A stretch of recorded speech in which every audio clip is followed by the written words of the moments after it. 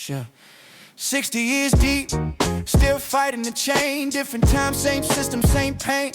One step forward, two steps back, but we still move, can't fade to black. They tell us wait, but we waited enough. The road's been long and the climb's been tough. From cotton fields to concrete blocks, we build the dream while they change the locks. We rise up, hands high for the people. Rise up, justice and love make it equal. Hope still burning, can't kill that flame. We march in unity, remember the name. Rise up, hands high for the people. Rise up, justice and love make it equal. Hope still burning, can't kill that flame. We march in unity. Welcome back, my friends.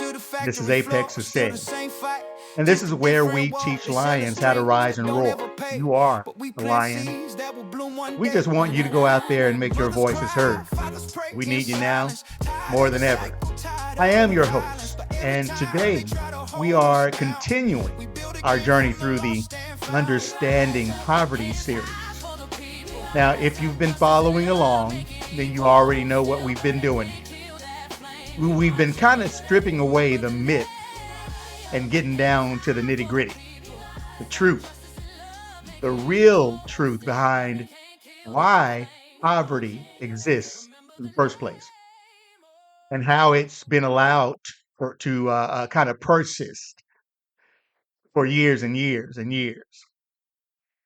And we kind of want to discuss what we can do about it to end it, not manage it, not soften it. I mean, end it once and for all.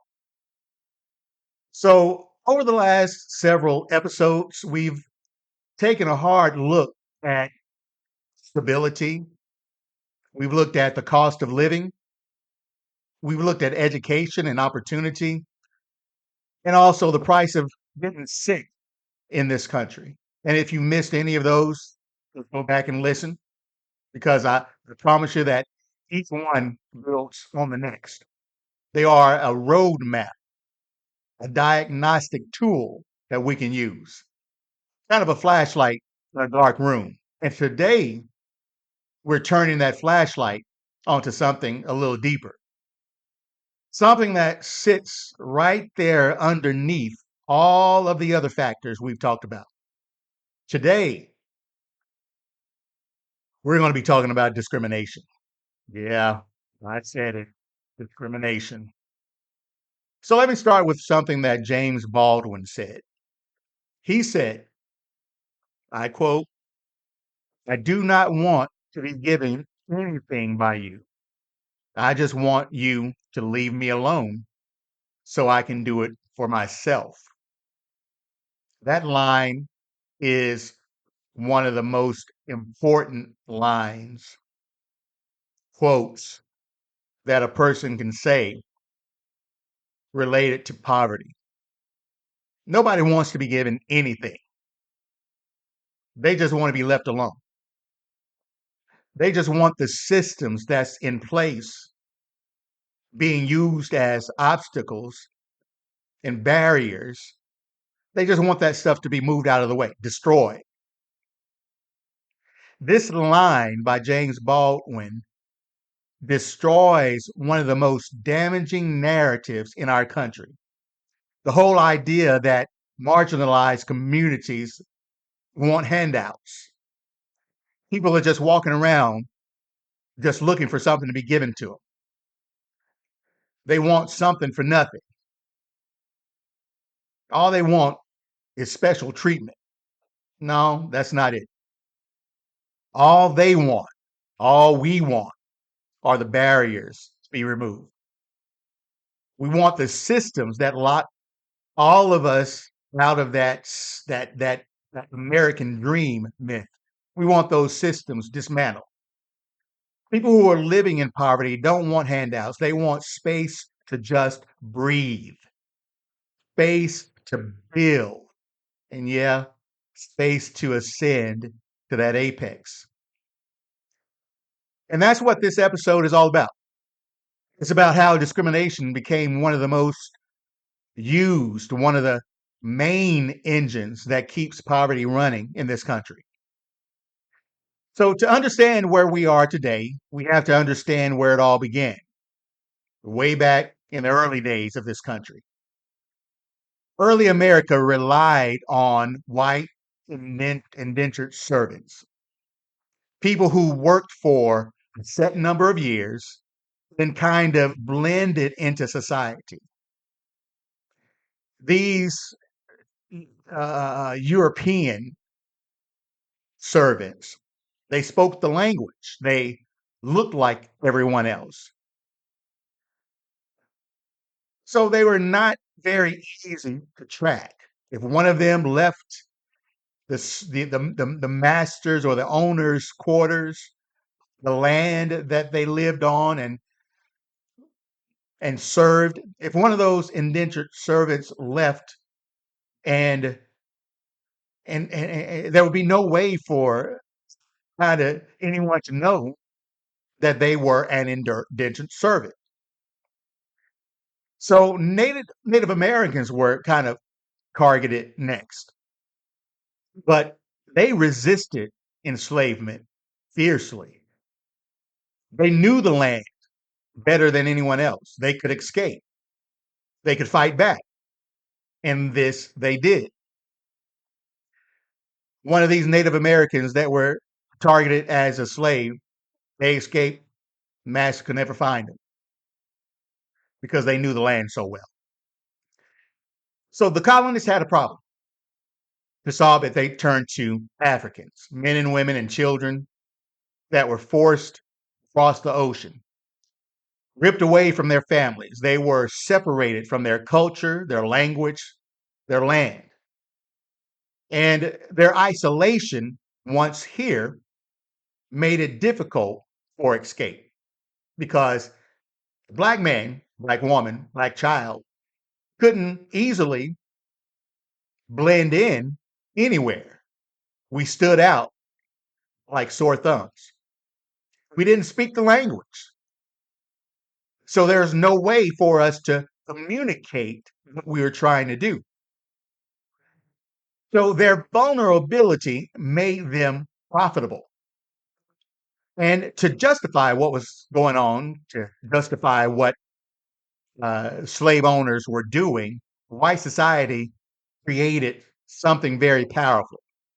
They created a narrative, a racial hierarchy, belief system grounded in lies that said Africans were less than human. Oh, we can treat them any kind of way because they're not even human at all. They don't feel like a real human does.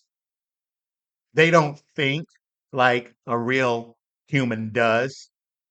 They were simply designed for labor. They were built for servitude. They were suited for exploitation. None of this was science.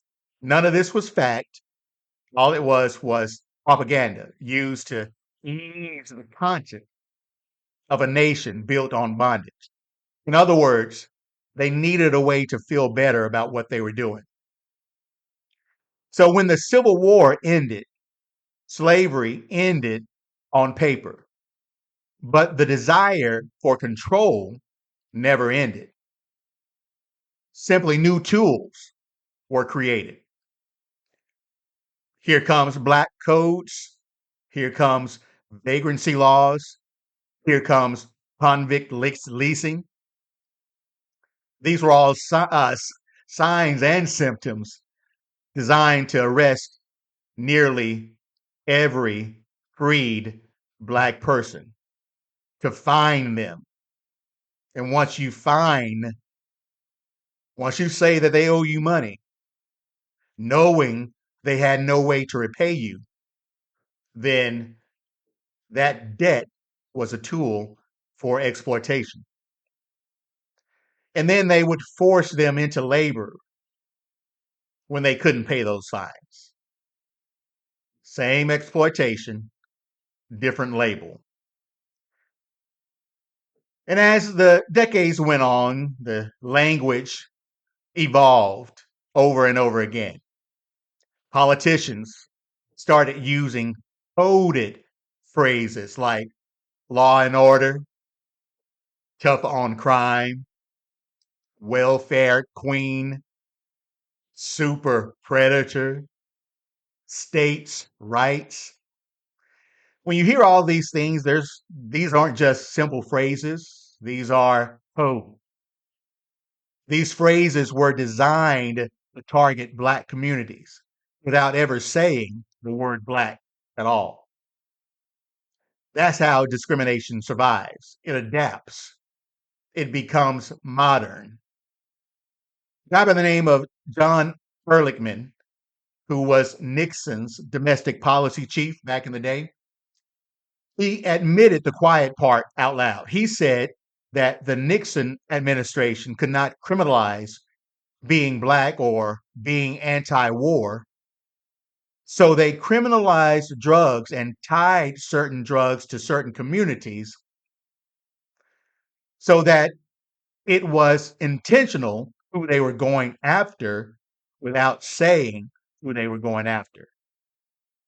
This became known as the Southern strategy, or it was part of the Southern strategy. Nixon used it. Reagan perfected it. All Trump did was amplify it.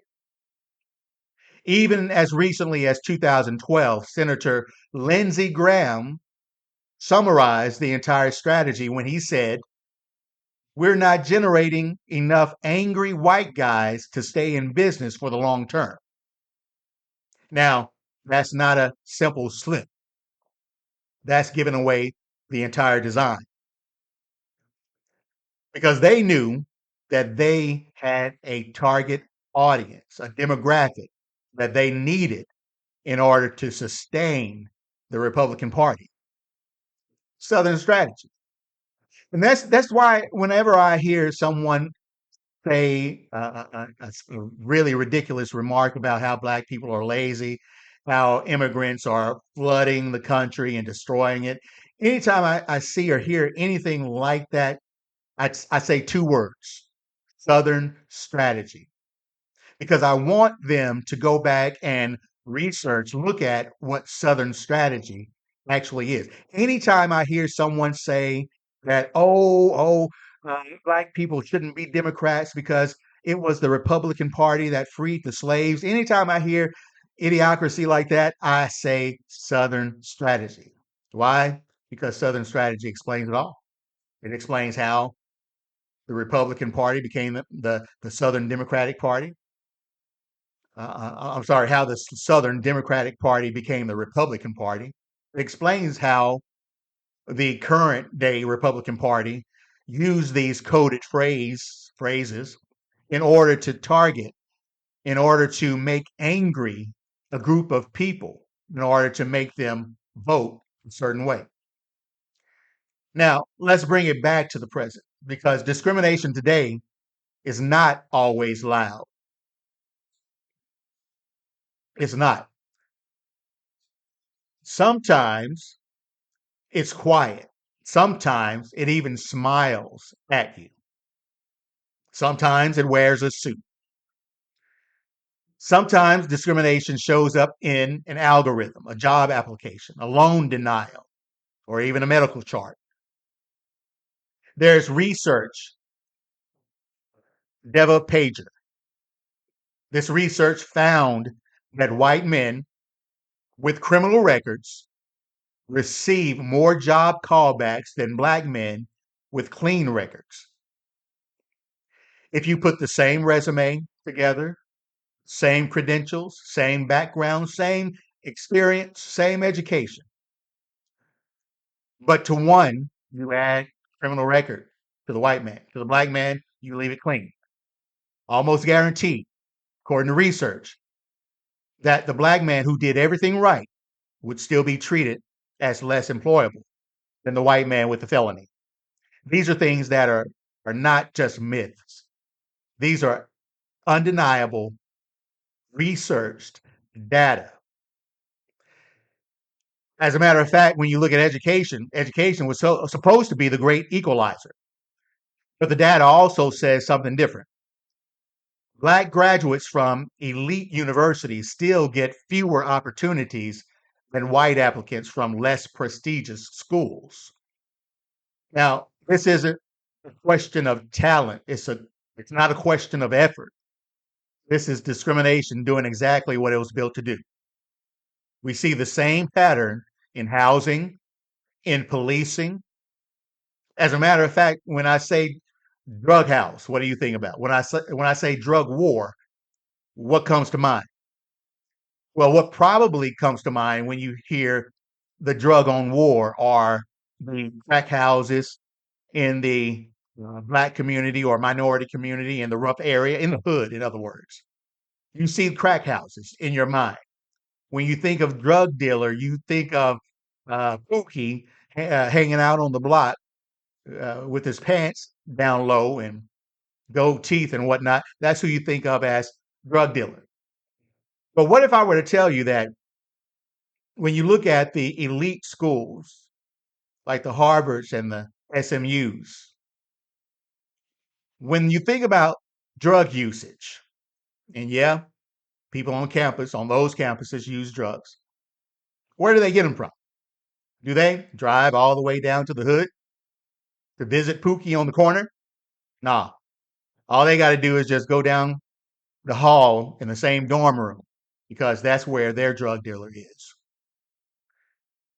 So this pattern that exists, these myths, this discrimination, it's in lending as well. It's in healthcare. As a matter of fact, when you think of healthcare, Black women are still more likely to die from childbirth complications. Black patients are still undertreated in hospitals for pain. Hospitals still use algorithms that favor white patients over Black ones, even when Black patients are sicker. I'm not giving you information from 50, 60 years ago. I'm giving you information from recent, the now, the today. These outcomes are not accidents, by the way. They are a legacy of systems that were built long, long ago. So poverty grows when people can't get hired, even when they meet every qualification.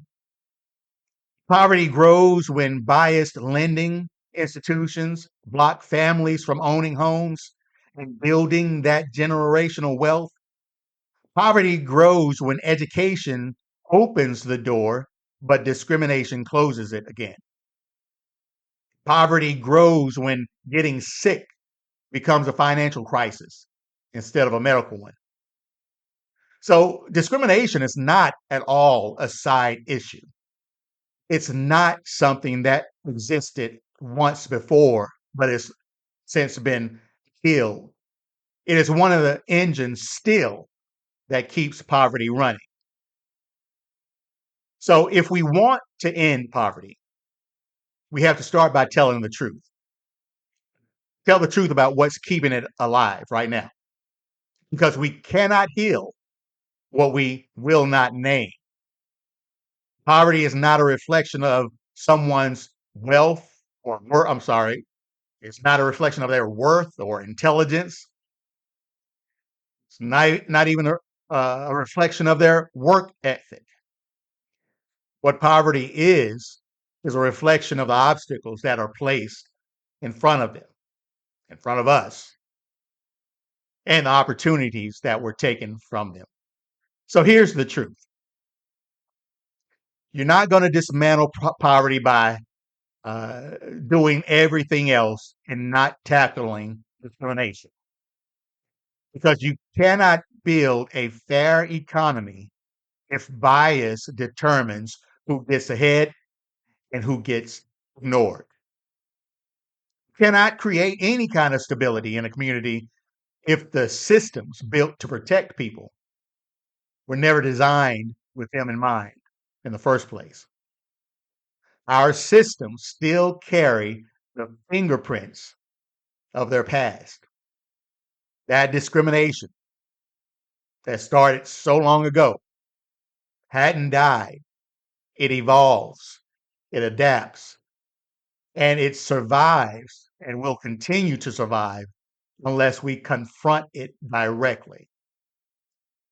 The old lines about race and worth, Those things have gone unchallenged far too long. It's time to tell the truth.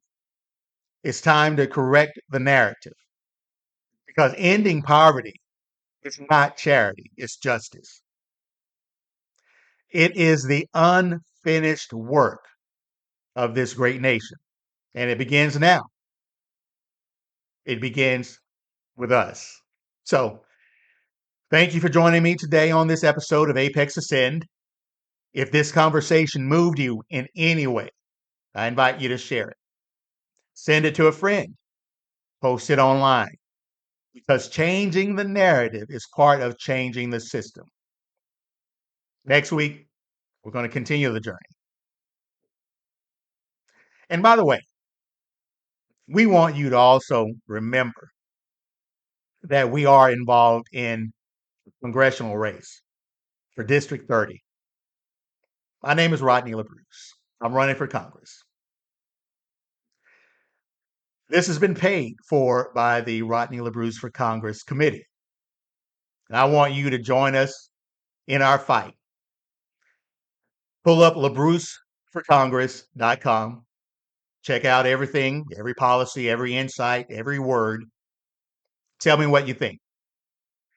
Because at the end of the day, this is more than just a campaign. This is a destiny. This is not something that we're trying to do. Ending poverty is something that we will do. We're going to make District 30 a model for every other district in the nation to follow. When they say we can't do it, District 30 is going to be the model to prove that with commitment, dedication, and strategy, that, oh yeah, we can. So as always, keep rising, keep pushing, and to all you lions, keep roaring. Make your voices heard. I'll holler. We rise